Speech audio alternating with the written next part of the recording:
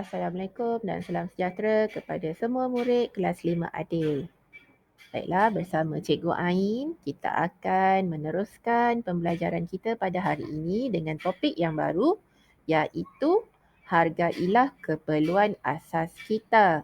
Okey, di sini Cikgu menunjukkan dua helaian buku teks, muka surat 8 dan juga muka surat 9. Okey. Untuk minggu ini, kita akan masuk topik yang baru, topik yang last bagi keperluan asas kepada manusia, iaitu hargailah keperluan asas kita. Cikgu highlightkan perkataan hargailah. Okay, kita baca petikan ayat di sini. Kita hendaklah bersyukur atas nikmat keperluan asas yang diberikan kepada kita. Oleh itu, kita perlu mengetahui cara untuk menjaga dan menghargai keperluan asas tersebut dengan baiknya.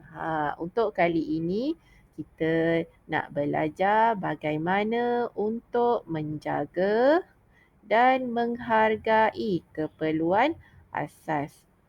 Okey, untuk pembelajaran yang lepas, kita dah belajar tentang 4 keperluan asas.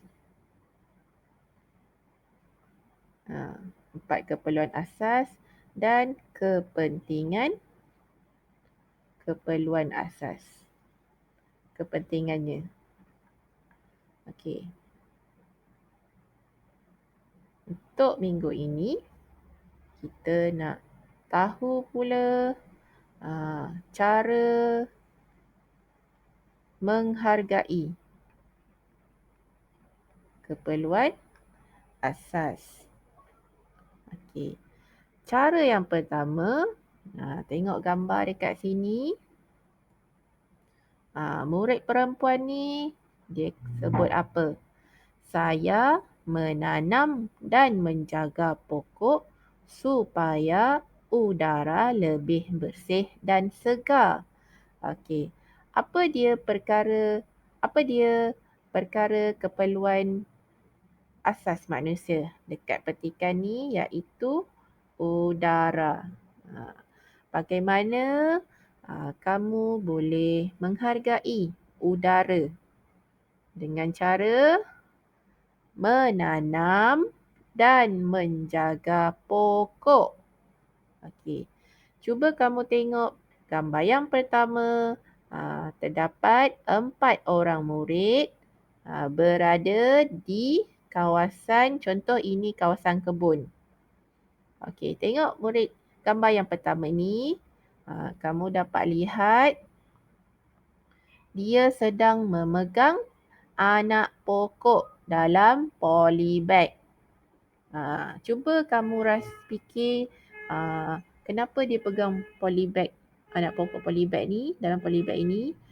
Sebab mereka ingin bergotong royong menanam pokok yang baru. Okey, tengok gambar murid lelaki ni, dia sedang mencangkul tanah untuk membuat lubang supaya mereka dapat tanam anak pokok. Okey. Bila dia dah tanam, tengok ni dah tanam, 1 dah tanam pokok. Ni 2 dah tanam. Okey, apa pula perkara yang mereka perlu lakukan ialah dia siram semula anak pokok yang mereka telah tanam supaya pokok tu dapat hidup. Boleh? Cara yang pertama, tanam dan menjaga pokok. Okey. Cara untuk menghargai keperluan asas yang kedua ialah murid perempuan bertudung ni, dia kata, saya membuang sampah ke dalam tong sampah agar sungai bersih dan jernih. Okey. Kamu rasa apa keperluan asas bagi gambar nombor 2 ni? Iaitu air. Kenapa cikgu kata air? Sebab kita dapat lihat sungai yang berisi air. Macam mana cara untuk kita menghargai air di dalam sungai ini? Dengan cara kamu perlu membuang sampah ke dalam tempat yang disediakan. Apa tempat yang disediakan ni?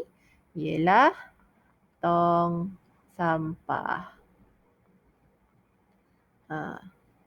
Tong sampah. Kamu sebagai manusia tak boleh buang sampah merata-rata. Mesti pastikan buang sampah di tempat yang sepatutnya. Contoh, di dalam tong sampah. Kalau kamu tak jumpa tong sampah, kamu perlu simpan dahulu di dalam poket ataupun dalam beg. Bila kamu jumpa tong sampah, barulah kamu buang sampah-sampah ke dalam tong sampah.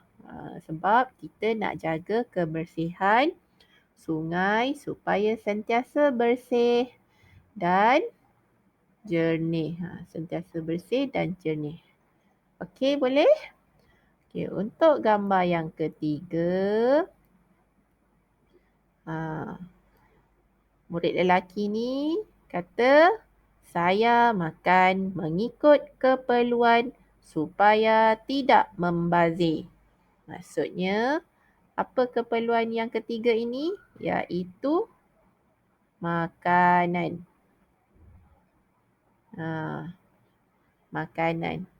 Kita sebagai manusia tak boleh makan terlampau banyak. Bila awak ambil makanan terlampau banyak, nanti bila awak rasa kenyang, nasi dalam pinggan awak dah tak nak makan. Bila awak dah tak nak makan, awak akan buang. Betul tak?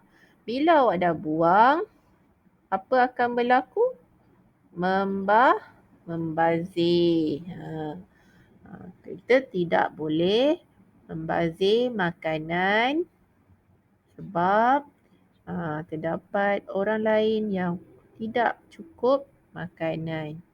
Jadi kita perlu sentiasa mengambil makanan mengikut keperluan.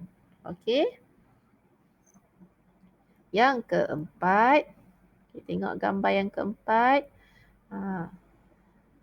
Tengok murid ini berkata, saya membersihkan rumah dan persekitarannya supaya selamat didiami. Okey, tengok perkataan rumah. Maksudnya, apa perkara yang penting dan keperluan asas? Iaitu tempat yang kita dah belajar hari tu. Tempat berlindung.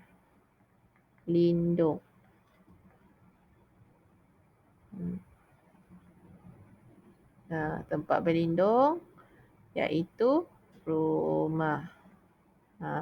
Bagaimana cara kamu nak menghargai keperluan asas ini? Iaitu dengan cara membersihkan rumah dan sekitarnya supaya kamu selamat untuk duduk. Tengok gambar ni. Nampak? Mereka menyapu sampah. Bila dah sapu, kutip sampah dan buangkan di tempat yang sepatutnya. Cuba kamu tengok rumah dia. Ada sampah tak yang berkumpul? Cantik dan kemas. Okey.